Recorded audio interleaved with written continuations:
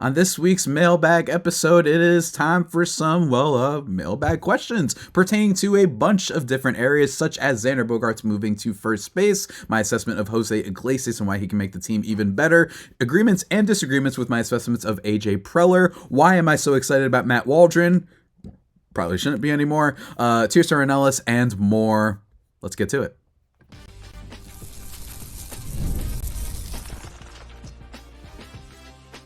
You are Locked On Padres, your daily San Diego Padres podcast. Part of the Locked On Podcast Network, your team every day. Greetings, ladies and gentlemen, and welcome to another edition of Locked On Padres podcast, which is part of the Locked On Podcast Network, your team every day for Monday, March 10th. As always, I'm your host, sometimes occasionally, but certainly not always the most, Javier Arraez. You can follow me on Twitter/X at Javipeno, Javiipeno. Also Blue Sky, if that's more your speed. Go check out justbaseball.com for my baseball-related writing and the newsletter. And also check out my other podcast, Baseball vs. the World, for general baseball fun. Last week, we were doing just ranking the funniest moments of the year. It was great. It was very good. I'm going to plug that before every show we do. Today's episode, guys, though, let me just tell you, speaking of plugs, let me talk to you about FanDuel. Right now, new customers, you can get $200 in bonus bets when your first $5 bet wins. Thank you to FanDuel for the sponsor. Today's episode, guys, is an all mailbag. As you guys know, we love rocking the Mailbag Monday. And, things are a little bit slow right now. We're at that calm before the storm, right? I know that's a cliche thing to say, but it is true in the case of the Padres. And we've gotten, some minor kind of spring training updates. We're actually going to save a little bit of the spring training updates for tomorrow's show because I want to space out my content more. And also because today we got a bunch of questions to go over that I think will, in some way or another, probably touch on a little spring training stuff too. So we're going to get into that. I will say this, though, about tomorrow's spring training. What I think is really interesting is that Dennis Lin actually put out a little opening day roster projection. He's the Padres beat writer, for those who don't know, for The Athletic. And I found it interesting that roster predictions were a little bit alarming, at least for me. We're going to talk about it more tomorrow. But Martin Maldonado potentially making camp over Luis Campusano and Elias Diaz. Obviously, he's been firmly entrenched as a starting catcher. That's fine. And then Tyler Wade over Eggy Rosario and potentially Brandon Lockridge over Tirso Ornelas. So a lot of thoughts there. My number one thought being this is a little bit worrisome that we're heading back to retreads and, in my opinion, players that have not worked out in a big time spare. And it's not like they were okay players, right? It's like they were abjectly just not good baseball players, and you're blocking off some young talent that hasn't had much of a chance to thrive, in my opinion. So maybe they know better than me, though, because that's the thing. Because the one time that the Padres really did push someone up, we've had some times when the Padres have pushed guys up a little bit early, and it worked in the case of Jackson Merrill. But then other times I'm like, well, then when you guys do rush people, they are terrible. So why are we not rushing guys who, haven't gotten a chance? Does that make sense? Like, you've taken your sweet time with Eggy Rosario and Tirso Ornelas. But we got to start Tyler Wade, so we're going to talk about that more on tomorrow's show. But for today, we are mostly focused on the mailbag, and you guys sent in a bunch of questions. As always, thank you. Remember, at Javipeno on Twitter/X or Blue Sky, and also YouTube comments is where I primarily tend to read from. But reach out wherever you like. Okay? Is that okay for you guys? I appreciate that very much. Mr. Ed Helsinki on Twitter at Mr. ED315. He says, who are you liking to steal an opening day roster spot? Well, I basically just talked about that, Mr. Ed. I think that it would not surprise me. And I will, and you guys aren't going to believe me, I probably would have said Tyler Wade for this. Because Tyler Wade, I don't know who he bribed and whatnot, but he clearly has the inside track for this team. They like him as this speedy kind of spark plug. I don't know why exactly, because Tyler Wade basically for his whole career has been really poor. And last year he was actually his worst offensively in like 2 seasons. Which says a lot, right? Like, he actually had a 56 WRC plus. Yes, he has the speed and whatnot, but he was worth negative wins over replacement. I just don't understand what they see here, right? Like, the best season we've ever seen from him was the 2019 Yankee season, when he got on base at a decent clip and he was running a lot, right? Like, he just had a lot of speed.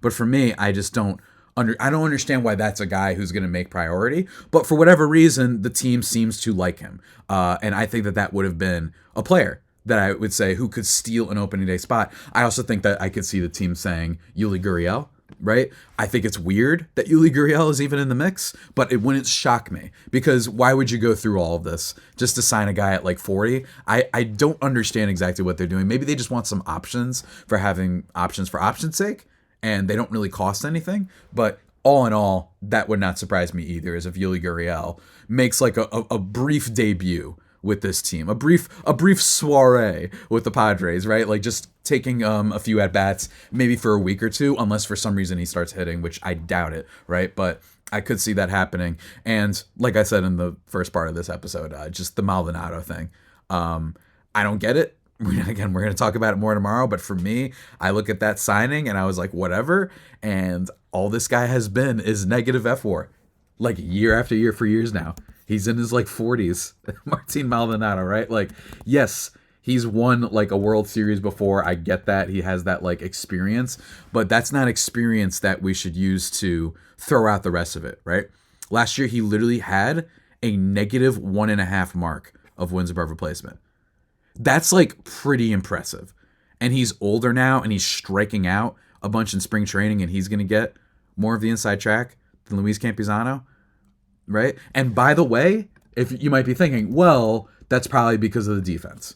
I understand that with Luis Campusano. I love how I said I was going to talk about this tomorrow, but I'm just not now. But with Martin Maldonado, it's not like he's been graded as a good defensive player either. And he's being touted for his baseball IQ, which is great, but doesn't that remind you a little bit of Hosmer-esque type of reasoning? It's like, hey, he's great at the stuff behind the scene that none of you people see, you idiot fans, but then we put him on the field and he can't do anything, and you're just constantly wondering, right? Like, why does this guy get time? Last year, blocks above average, he was -2, outs caught stealing above average -3, framing -3 as well. I just don't understand why. Like, is Campusano that bad? Could be.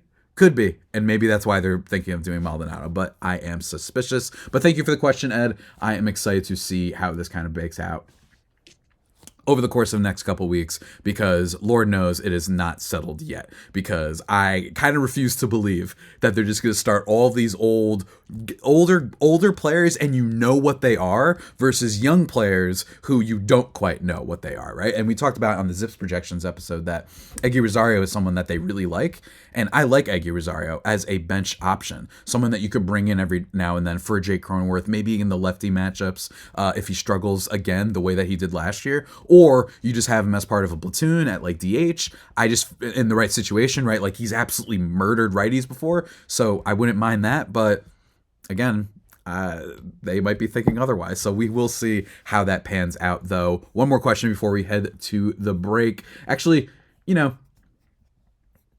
not as much of a question. I just want to reiterate because he did struggle. I don't know if I mentioned and answered this last week, but Johnny Cage 1057 says, how can you be excited over a pitcher that has a career ERA of 4.76? The reason I'm excited is only because of depth reasons, and that I think he can carry this team for a few weeks because he did do that last year. We'll talk about it more tomorrow, but yes, he did get lit up over the weekend. So I'm not excited in the sense that I think this guy could be a gem, but I just think a low 4s ERA, if needed at times, I think that Matt Waldron can produce that. I really do. I mean, he produced it last year, right? So it wouldn't shock me if he does. Although I don't view him as like some guy for the future. Someone actually asked me last year if they should extend him because he had that great stretch at one point. It's like, no, absolutely don't do that. But as a guy who fills in for a month, maybe he's a guy that might get some play if Yu Darvish goes down, someone who's been dealing with some health issues the last few years. I don't hate that. I actually think he could serve pretty decently well in a spot start sort of situation. But I digress. Before we continue talking, ladies and gentlemen, about the rest of the spring training updates and doodads, we need to take a second to read a word from our sponsors. And folks, that sponsor is the always impeccable, the always lovely folks over at FanDuel. And let me tell you, March Madness is here, and FanDuel is giving you the chance to get in on the action like never before, because right now, new customers can get $200 in bonus bets when your first $5 bet wins. That's 200 extra bucks to use on everything from buzzer beaters to the Cinderella story. We had a couple of those. St. Mary's past couple of years, and even who's cutting down the nets in general. Me, let me tell you, I love me some March Madness, man. I remember winning my bracket. Senior year of college, in my opinion, the most premier year to win your big bracket group. We had like 70 people. It was awesome. Shout out University of Virginia. So wherever University of Virginia ends up being ranked, I will pick them to go reasonably far, just out of respect. You know what I mean? Out of respect for making my senior year really great and giving me all the bragging rights. But guys, whatever you choose, FanDuel is the spot to go. It's a simple app to use as well. And when you win, you get paid instantly, no waiting around. So visit FanDuel.com and get in on the college hoops action all tournament long. That's FanDuel. You love them. We love them. Go check it out.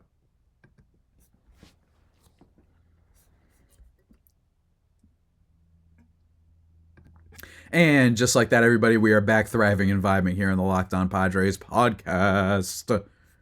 We love it. We love it very much, folks. We love it very much on here. Let's continue answering some questions from you guys because we love to. But first, one question, not so much a question, but it was like a little bit of a correction. And that is Adam K9970 says, Tirso started switch hitting?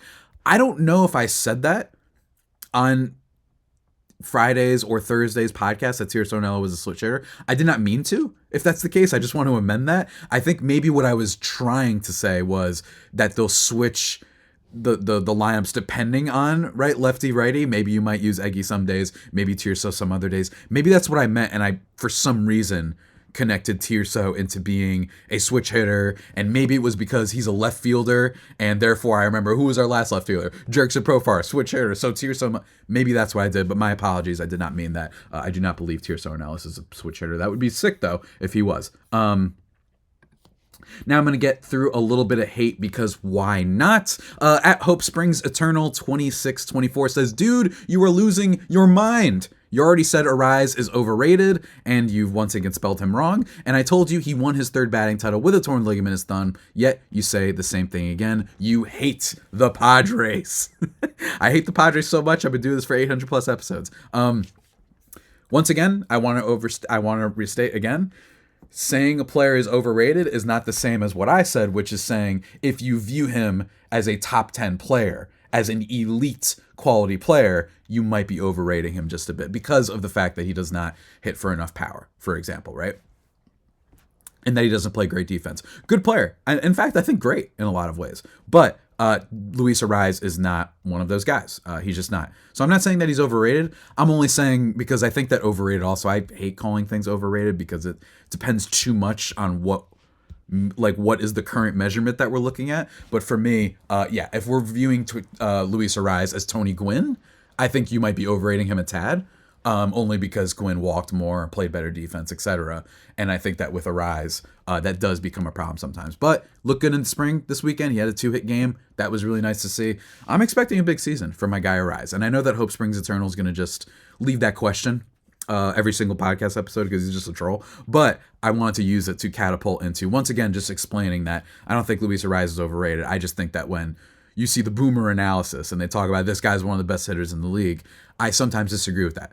Because when you drive in a lot of runs, that's usually better than getting a bunch of singles, right? So that's just, I think, how the math plays out, right? Like Gunnar Henderson. He's not better than Gunnar Henderson. Or Tatis. Or Manny. Guys like that.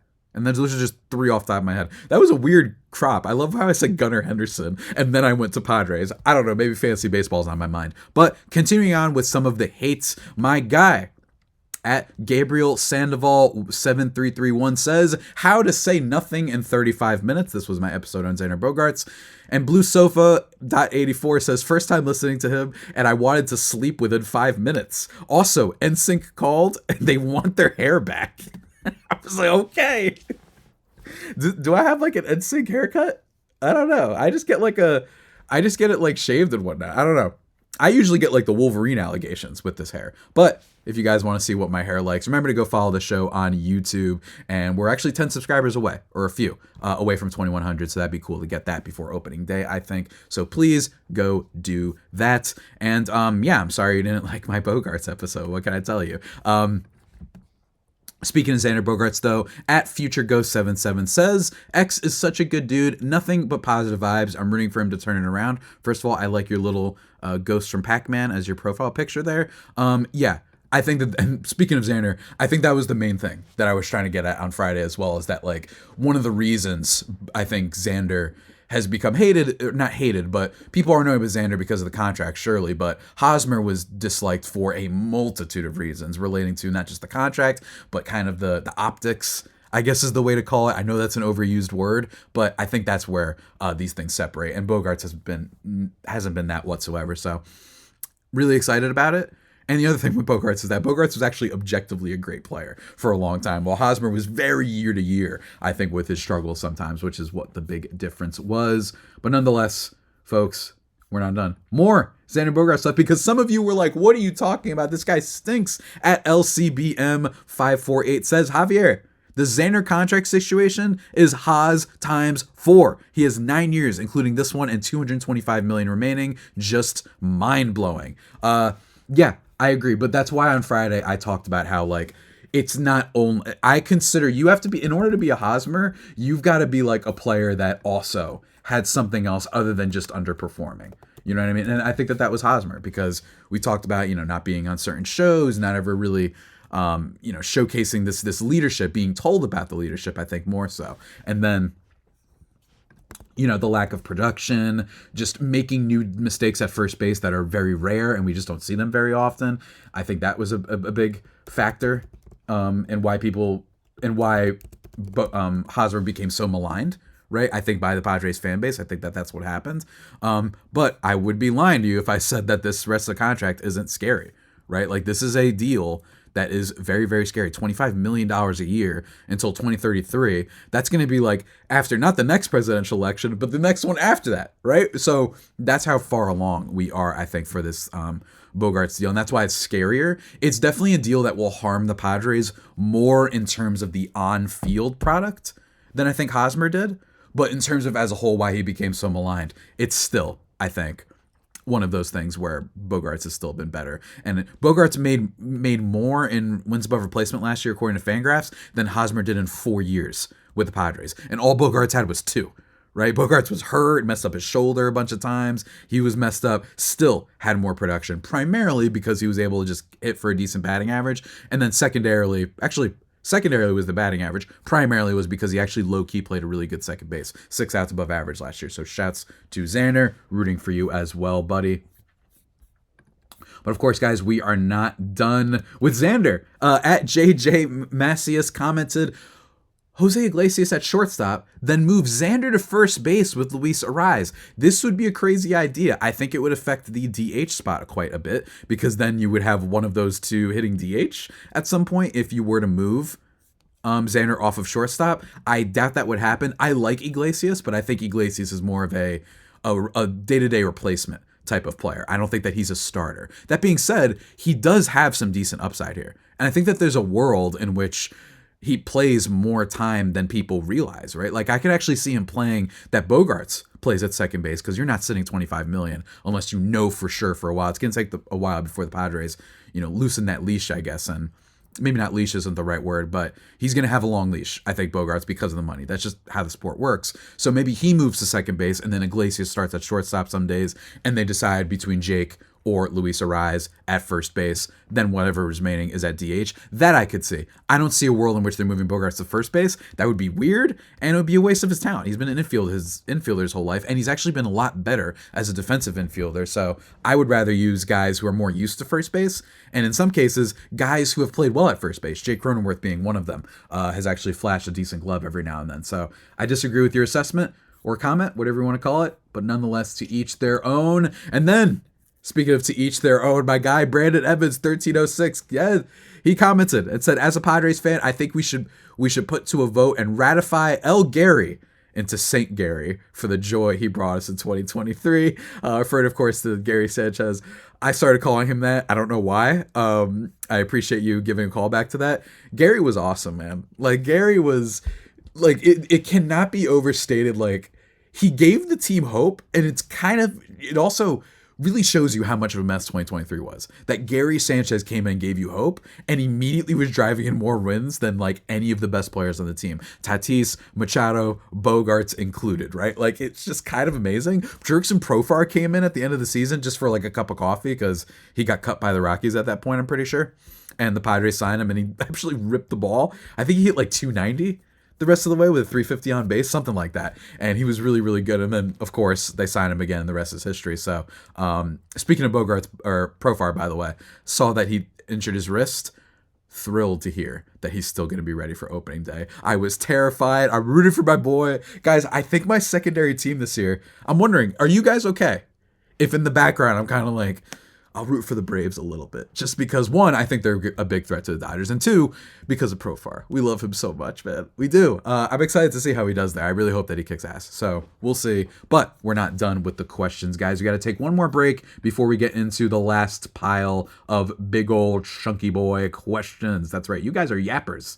And we're going to yap about your yapping after a few words from our sponsors.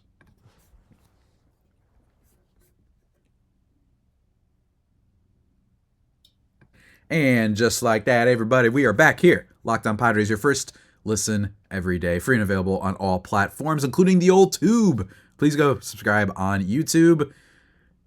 Here we go, guys. Let's finish it off. From my guy at Koji_H, he says, do you think Darvish will stay with the organization in some capacity after he retires? He seems invested with the Padres, so hopefully he will.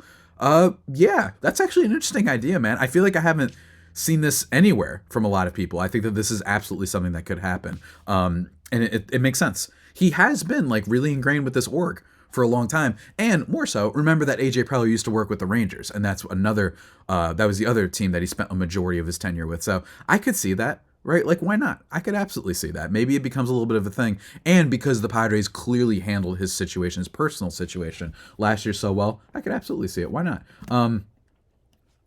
At Tony Sue 8860 says, supposedly Arraez was something like number 4 in OBP in all of MLB last year, and Profar was around number 14. The point is that Arraez more than made up for lack of walks and his propensity for swinging at pitches out of the strike zone by hitting balls where fielders aren't.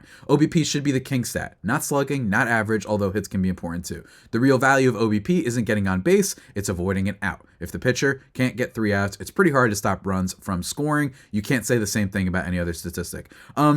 I agree with you, but I don't know if you're implying that Profar had a worse season, because he didn't. Because the real king stat is either WRC plus or OPS. If you want to use advanced, use WRC plus, but OPS, because it combines on base and slugging. That's why Profar had a better season than Luis Arraez, because he hit 20-something home runs and he also laced a bunch of doubles and he walked, right? All of those things contribute. Again, Luis Arraez, great player. I just think sometimes people get a little bit out of control, and it is important to remember. But you are right, though, that if he is hitting the ball as much as he is, then the OBP isn't the biggest deal in the world, or specifically that his walk rate isn't the biggest deal in the world. But even still, he was very good last year. I'm excited to see what he does going forward. But Tony Sue wasn't done there. No. Oh, no, he wasn't, folks. Tony Sue is never done there. He had a 346 on base last year, by the way. Luis Arraez. Which is good. Very good. It's not elite, though. I wouldn't call that elite, right? He didn't totally make up for his lack of hits. And by the way, Jurickson Profar had a 380 on base percentage. So, Tony Sue, where are you getting your numbers, my guy? What are we talking about here? But anyway, moving on to another comment from my guy. Actually, first, let's read the positive and negative. First of all, at Cam Wordplay, he says, I also love your assessment of the many failures that AJ has had in bringing in players for depth or for starting positions that were absolute busts. Last year, of course, was completely different. So did AJ finally figure it out with making the right roster moves? Did he get extremely lucky? Or is it possible that Mike Schilt brought great performances out of everyone, with the exception of Luis Campusano? And then Tony Sue says, Preller doesn't plan enough for the future. I strongly disagree. Each and every year, Preller has built this team immensely. And what is it? And incrementally, I think is what you meant. Even as he's done, he needs to field a competitive team every year. Go ahead and do this exercise. Take any year and compare it to where the Padres were the exact same date the year before. You'll find a different set of problems each year, but hardly, if ever, a one-year solution or commitment. If there is a short-term commitment, a plan is in place to cover that problem. Hardly has the problem caught with a major glaring hole, although depth has been a problem as Preller prefers stacking the starting lineup with better players. Okay, but you just... So I think Tony agreed with what my guy Cam was saying as well, which is it just doesn't seem bigger picture. When you're stacking the lineup, that is great. Don't get me wrong. We want to stack the starting lineup. That matters more. But I do think that Preller has had an issue with planning for the future. And the big thing there is Xander Bogaerts. Like, Xander Bogaerts is literally example number uno, right? For this example, where this is a guy that you signed to an 11-year deal, which reportedly was a lot more than other teams were offering, right? Which suggests you wanted to make sure you got the player, right? And maybe he didn't necessarily want to go to San Diego, but then you upped the offer so much that he couldn't say no, whatever that was. You signing Xander Bogaerts when you already have Ha-Seong Kim and you have Jackson Merrill, and then eventually you get Leota DeVries, like, that does show me that you weren't fully planning for the future, because what would you prefer right now? Ha-Seong Kim on a 2-year, $29 million deal, or the remaining 9 years on Xander Bogaerts' deal? Especially, by the way, knowing that you have Leota DeVries in the minors. I think you take the latter option. So it is absolutely fair critique. However, he has been good with putting together starting pitching. I think that has been good. The offense, though, it matters that he has these players that are in there, and I understand that the big stars haven't always performed, but that's why you have to have a little bit more depth. That way you're not starting, Mason McCoy in big-time games or Brandon Lockridge in big-time games. It absolutely matters. But anyway, continuing on.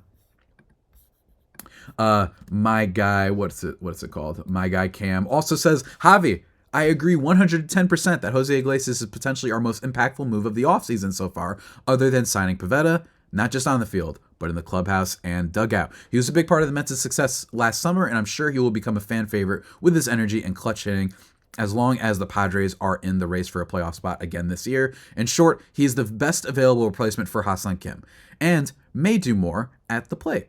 However, unless Xander or Manny go down with an injury, I think he will have a greater impact on the opposite side of the field, where he could platoon with Cronenworth or occasionally strengthen our defense by moving Cronin to first base and Arraez to DH. Elsewhere, I'm bummed that we missed out on Jose Quintana. I haven't heard much excitement over Kyle Hart yet, so I'm wondering where are the lefties who are going to help us neutralize Ohtani, Freeman, etc. Morejon is good, but he's no Tanner Scott or Josh Hader, and after him, it's very slim pickings. That's a great point, man. I am a little bit starting to be like, yeah, why didn't you go and sign Jose Quintana? Was it just a little bit too late? Is Kyle Hart someone that you're feeling really good about? I am curious about the lefties that the Padres will look to utilize a little bit. So we're going to see how that shakes up. Maybe bullpen will be a little bit more of the answer, right? But overall, thank you for, agreeing with me. I am very excited about Jose Iglesias. And frankly, I'm a little bit surprised it took so long for him to sign. Thought another team might pick him up by now.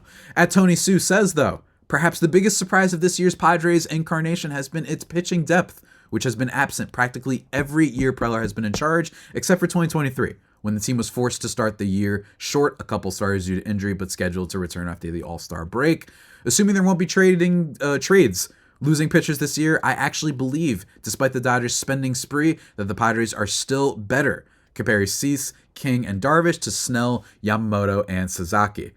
Chances Pivetta and Waldron Vasquez would be better than the Dodgers' bottom of rotation. Plus, I don't share pessimism about Robert Suarez. Last year, he took every chance given to improve his repertoire during games, working on expanding variety and on control when batters could have been simply overwhelmed by velocity. And this year may be one of Preller's best bullpens ever. Unless they're just a bunch of hard throwers without experience, the Padres have kept one hard thrower, picked up another last year as a Rule 5, taken a look and chances on a couple highly touted Asian League pitchers, and traded for proven ability. It all adds up to some interesting potential that might come together this year. I disagree on the rotation thing with the Dodgers. I think that rotation is just one of the best in baseball. I'm sorry, I really do. I think that it's probably the Dodgers, the Phillies, and then maybe we could talk about the Padres, but to me, you also left out, by the way, in your assessment that you were talking about there with Snell, Yamamoto, Sasaki, you also forgot about Tyler Glasnow. Tyler Glasnow was really good, and he was actually a little bit of a Cy Young contender when he was playing. And you're also forgetting Shohei Ohtani, assuming he pitches. And if he pitches in any capacity, let's say he throws 80 innings this year. That's also really, really good. And then not to mention, you still have guys like Tony Gonsolin, Dustin May, and Bobby Miller, who I think is actually recovering. Never mind. Strike the Bobby Miller thing. I think he's still recovering from his surgery, if I'm not mistaken. But overall, I disagree. I do not think that rotation is better. Could it be better in spurts? Absolutely. Can it hang with them? Absolutely. But not better than the Dodgers. I'm sorry. I hate them as much as everybody else, but no, they're just not better than the Dodgers. No way. What else, though? We got this comment, which is a fair one, at RichJH9. Tatis's OPS is down 150 points since the suspension, but we are supposed to pretend like it's a given that he's the same guy that was putting up a 975 OPS season. I don't think people have been pretending that he's the same guy. I think everyone has been kind of universally like, hey, clearly he's not the same as before, right? Like, he has not been as good. But it's also fair that people have been like, well, both years have suggested he's gotten a little bit unlucky, right? Last year, he had an expected weighted on base of 387. The year before that, 364. His weighted on base, respectively, 332. And then this past year, 359. So he is hitting a little bit under what is expected. And also, his first year back. It was his first year back from his suspension and shoulder surgery. He also had a leg thing last year. And in general, the reason why we listen to the expected stats here is because they're all really supported by the harder, more advanced data, right? His hard hit rate is still in the 99th percentile. Barrel rate, 92nd. Average exit velocity, 97th. Expected slugging is at 96. His expected batting average is at 96. And the aforementioned expected weighted on bases in the 96th percentile. Don't get me wrong. There are some differences, right? These past years, one of the things that has changed is Tatis's walk rate, right? Like, he hasn't walked nearly as much as he used to. In 2021, for example, he actually walked a lot, 11.4%, and that has gone down. But the hitting stuff is still there. And this past year, we saw it a lot more until he got hurt. He was actually raking like crazy until he got hurt. And then this year, fully healthy, I think everyone's like, we could get like a 6-win season out of Tatis. I think that's totally something that's to be expected, but it's also true what you said, though. The fact that his OPS is down by that much, that's absolutely fair. I would just like to say there were some reasons for that, and if I saw more hard data that he was really declining, like if the hard hit rate fell down, then I would be more like, maybe we need to stop expecting that this guy's anymore, and maybe those first few years were just a mirage. But I still think there's hope for a big season. I know you're a Dodgers fan probably, so you don't care, but nonetheless, that's how I feel. Rama Murdy says, Hosmer dropped an infield fly ball for a walk-off loss to the Astros in 2018 and never had a walk-off hit, as far as I can remember. That's a good point, actually. He might have had a walk-off hit in the 2022 season. Don't quote me on that. Like, the 2022 season before he gets traded, he had like that insane 200 WRC plus month. He might have had one there, but don't take my word for it. You have to look it up. He even refused to be traded to the Nationals and cost us having to trade Luke Voit. I do remember that at the time I was joking that he killed Luke Voit as his last act of vengeance against the Padres.